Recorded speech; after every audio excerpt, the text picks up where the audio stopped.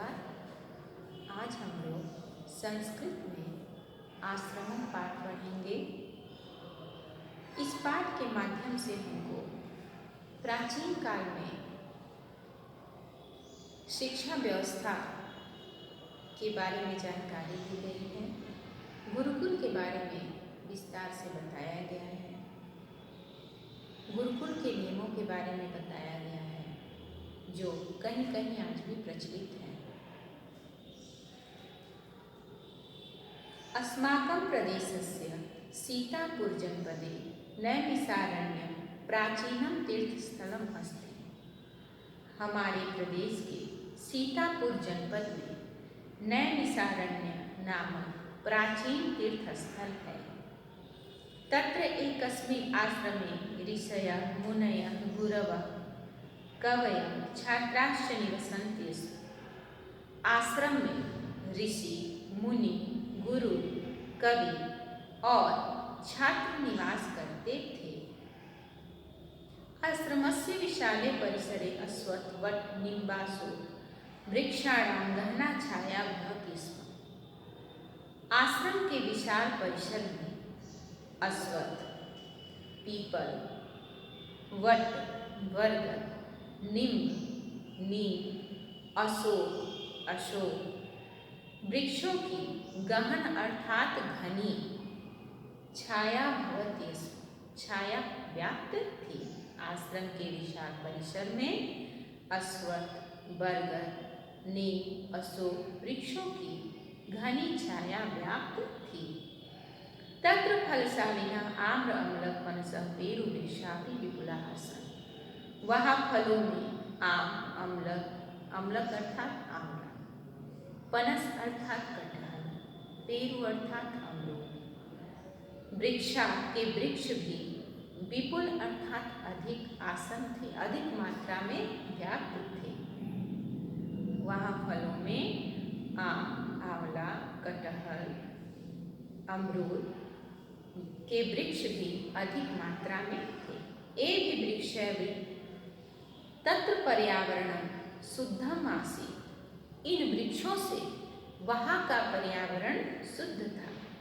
येन शीतला वायवः मंदम मंदम वहती स्म, जिससे शीतल वायु मंद मंद बहती थी। काले काले च मेघः वर्षति स्म, और समय समय पर मेघ वर्षा करते थे। एक बार पुनः इसका हिंदी में अर्थ देख लेते हैं। हमारे प्रदेश के सीतापुर जनपद में नैमिषारण्य नामक प्राचीन तीर्थस्थल है। वहाँ एक आश्रम में ऋषि, मुनि, गुरु, कवि और छात्र निवास करते थे। आश्रम के विशाल परिसर में पीपल, बरगद, नीम, अशोक वृक्षों की घनी छाया व्याप्त थी। वहाँ फलों में आम, आंवला, कटहल, अमरूद आदि के वृक्ष भी थे। इन वृक्षों से वहाँ का पर्यावरण शुद्ध था, जिससे शीतल वायु मंद मंद बहती थी और मेघ समय समय पर वर्षा करते थे। आगे पढ़ते हैं। इदानीमपि तस्मिन् आश्रमे धेनवः बलिवर्धा स्वान्ये च पशवः स्वच्छन्दं चरन्ति। इस समय भी उस आश्रम में धेनु, बैल, घोड़े और अन्य पशु स्वच्छंद विचरण करते हैं। वृक्षेषु कपीनां कूर्दनं, चटकानां कूजनं, मयूराणां नर्तनं च दर्शकेभ्यः आनंदं ददाति। वृक्षों पर बंदरों का कूदना, चटकानां कूजनं चिड़ियों का कूजना, मयूराणां नर्तनं च और मोर का नृत्य करना दर्शकेभ्यः आनंदम ददाति, दर्शकों को आनंद प्रदान करता है। पुनः इसका बस हिंदी में देखेंगे। इस समय भी उस आश्रम में गाय, बैल, घोड़े और अन्य पशु स्वच्छंद विचरण करते हैं। वृक्षों पर बंदरों का कूदना, चिड़ियों का कूजना और मयूरों का नृत्य करना दर्शकों को आनंद प्रदान करता है। आगे पढ़ेंगे हम लोग। तस्याश्रमस्य समीपे गोमती नदी प्रवहति, उस आश्रम के समीप गोमती नदी बहती है। तस्या निर्मलम जलम सर्वे आश्रमवासिनः पिबन्ति स्म, उसके निर्मल जल को सभी आश्रमवासी पीते हैं। आश्रमे पशवः पक्षिणश्च विरोधं विहाय एकस्मिन् घट्टे पानीयं पिबन्ति स्म, आश्रम में पशु और पक्षी विरोध छोड़कर एक घाट का पानी पीते थे। एकत्र वसन्ति स्म, एक जगह रहते थे। तत्रैव खादन्ति स्म च, और साथ में खाते थे। आश्रमे छात्राणां कृते एते नियमा आसन्, आश्रम में छात्राओं के लिए ये नियम थे। प्रातः सूर्योदयात् पूर्वम् उत्थातव्यम्, प्रातः सूर्योदय से पहले उठ जाना। नद्यां स्नानं कर्तव्यम्, नदी में स्नान करना। संध्या वंदनम करणीयम, संध्या वंदन करके ईश्वरः नमनीयम, ईश्वर को नमस्कार कर। सहैव खादनीयम ततः पठनाय कक्षायां गन्तव्यम्, साथ में खाकर तब पढ़ने के लिए कक्षा में जाना। ये वहाँ के आश्रम का नियम था। एतानाम् आश्रम नियमानां सर्वे छात्रा पालनं कुर्वन्तः आसन्, इस प्रकार आश्रम के नियमों का सभी छात्र पालन करते थे।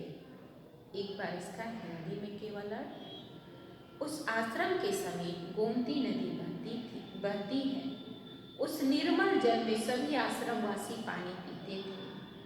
आश्रम में पशु और पक्षी विरोध छोड़कर एक घाट का पानी पीते थे, एक जगह निवास करते थे और वहीं खाते थे।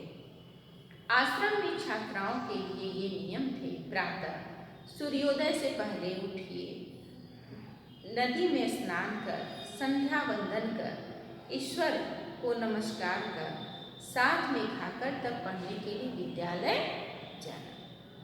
इन आश्रम के सभी नियमों का छात्र भली भांति पालन करते थे। संप्रत्यपि आश्रमोऽयं छात्रेभ्यः श्रेष्ठं संस्कारं प्रयच्छति, आज भी आश्रमों में छात्रों को श्रेष्ठ संस्कार प्रदान किए जाते हैं।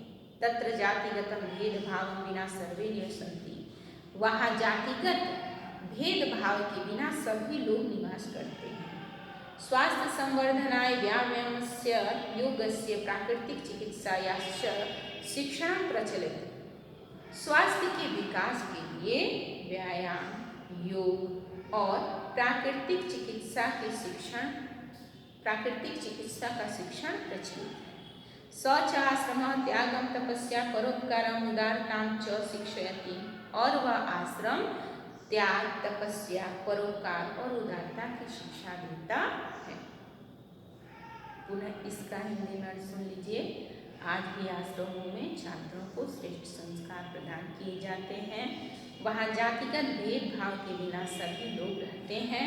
स्वास्थ्य के विकास के लिए व्यायाम, योग और प्राकृतिक चिकित्सा का शिक्षण प्रचलित है, और यह आश्रम त्याग, तपस्या, परोपकार और उदारता की शिक्षा प्रदान करता है, देता है।